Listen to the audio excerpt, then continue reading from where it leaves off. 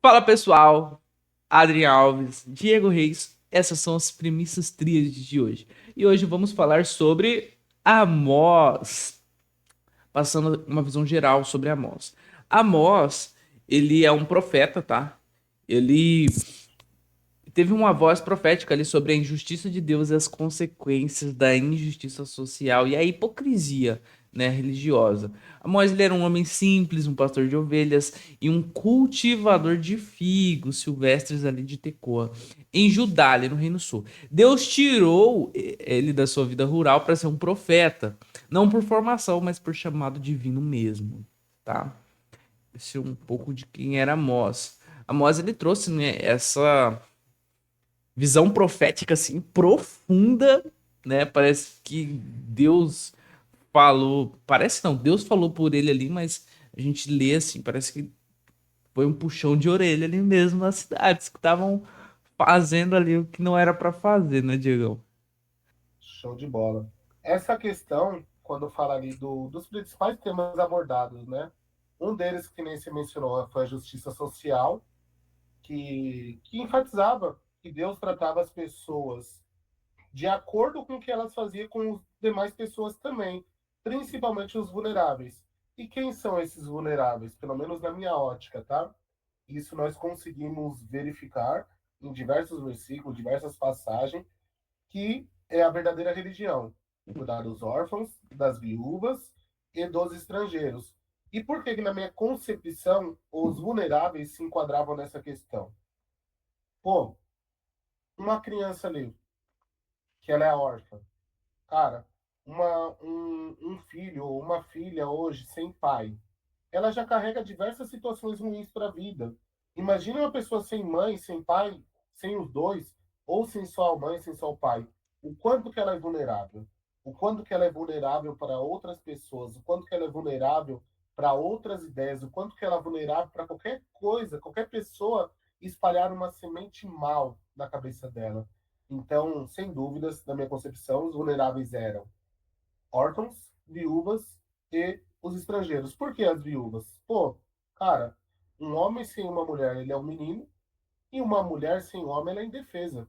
Não dizendo assim que ai, a mulher precisa do homem para tudo, coisa assim, mas de fato, nós somos a pessoa que defende, nós somos o provedor, nós temos que dar as nossas vidas por nossas mulheres, entende? Então, assim, órfão, viúva e estrangeiro. Imagine por que estrangeiro. Hoje, eu e o Adra decidimos ir para a Espanha. Chegando lá, nós não sabemos falar a língua nativa, nós não entendemos a cultura dos mesmos, Estamos nós vulneráveis, né? estamos extremamente vulneráveis a tudo, a cultura, a língua, inclusive o entendimento, o que se passa naquele local. Então, assim, na minha concepção, essa parte dos vulneráveis se trata da mesma situação da religião, que é órfãos, viúvas e, de fato, estrangeiros, certo? Aí outras questões. O julgamento divino falava sobre o quê? A certeza de que, de fato, Deus vai trazer justiça para aquela nação, de acordo com o que eles fazem e com a injustiça que eles cometem.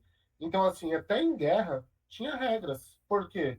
Você não podia chegar lá e fazer o que você bem entende, você não podia chegar lá e acabar com tudo. Você ainda tinha que ser, vamos dizer, ter compaixão com outras pessoas, muitas vezes não prejudicar as crianças, não matar assim pessoas que não tinham nada a ver com aquela situação, só que ainda assim eles tacavam foda-se, né? Eles faziam o que bem entendia, da maneira que bem entendesse. Pode falar, irmão. E uma das coisas que dá pra gente trazer pro dia a dia também é que Deus, ele escolheu Israel dentre todas as outras da terra, ele escolheu Israel, né?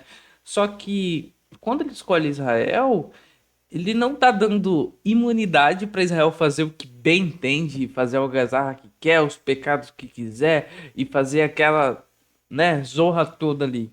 Não, se ele escolheu Israel, Israel tem uma responsabilidade maior em honrar a Deus e os seus mandamentos, mas eles não fizeram. E eles acharam, né, que a conta não ia chegar porque eles eram os escolhidos de Deus, né?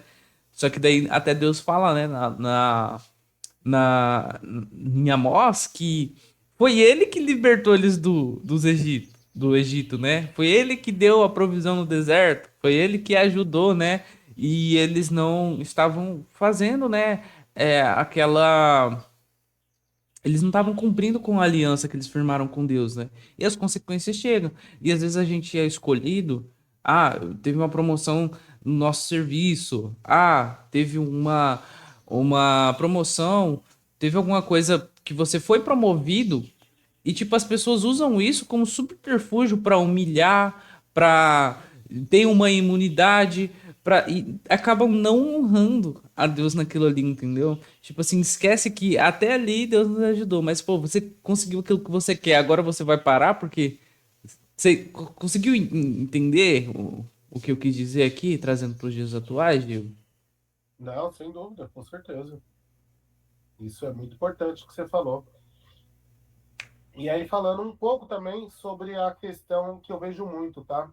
Ele aborda ali diversos temas, um dos principais temas eu havia falado sobre a justiça social, o julgamento divino, e eu acredito também que seja extremamente importante.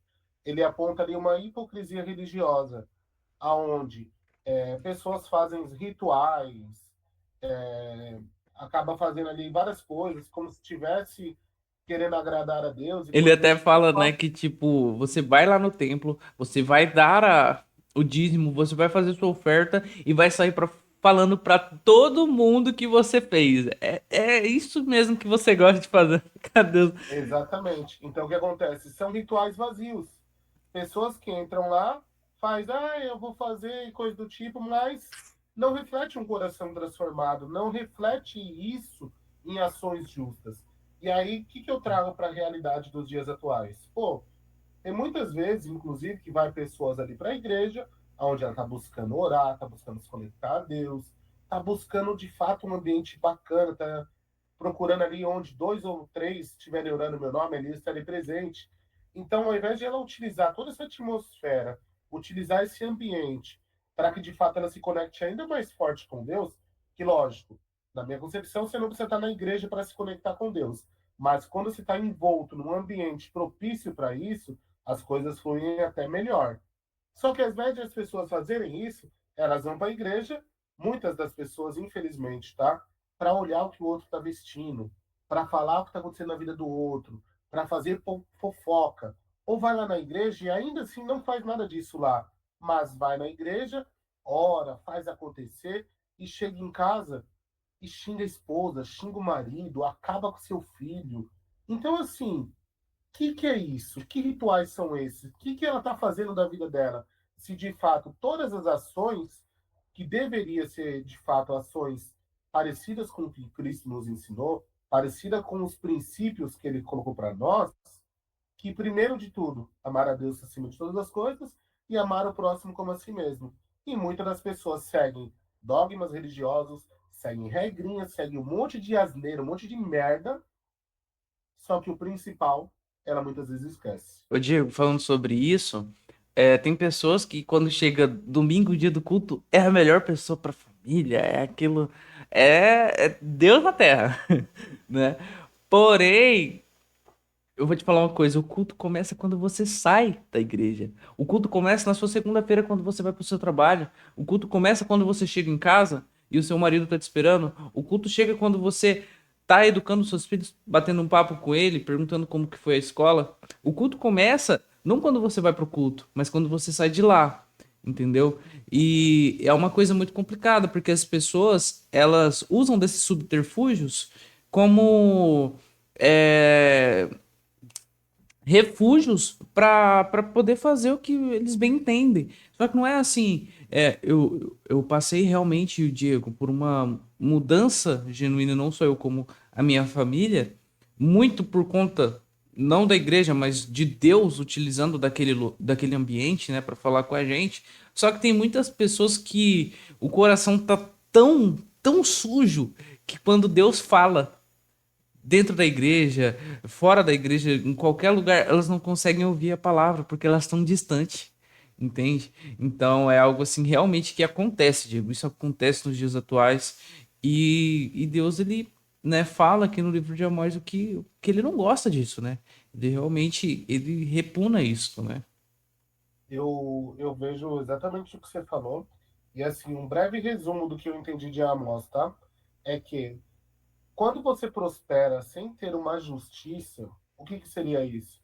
Pô, eu vou prosperar ali, mas eu vou passar por cima do Adra, eu vou fazer isso acontecer, eu vou fazer aquilo outro.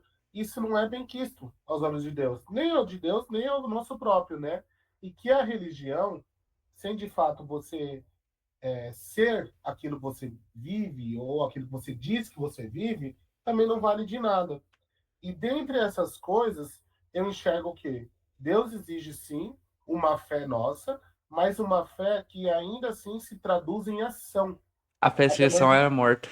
a fé sem ação é É morta, isso. entende? Então, assim, pô, como que eu falo que eu tenho fé em Deus, que eu acredito, que isso, aquilo, outro, se eu não coloco um pé para ele colocar o chão? Pessoal, esse foi o bate-papo de hoje. A gente falou sobre Amós, falou sobre o perdão. Entramos no bate-papo aqui. Esse é o intuito das premissas.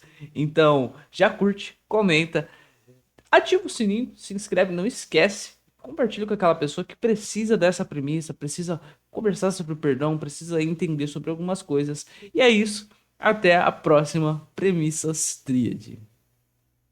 Valeu, galera. Um excepcional dia a todos e nos vemos no próximo.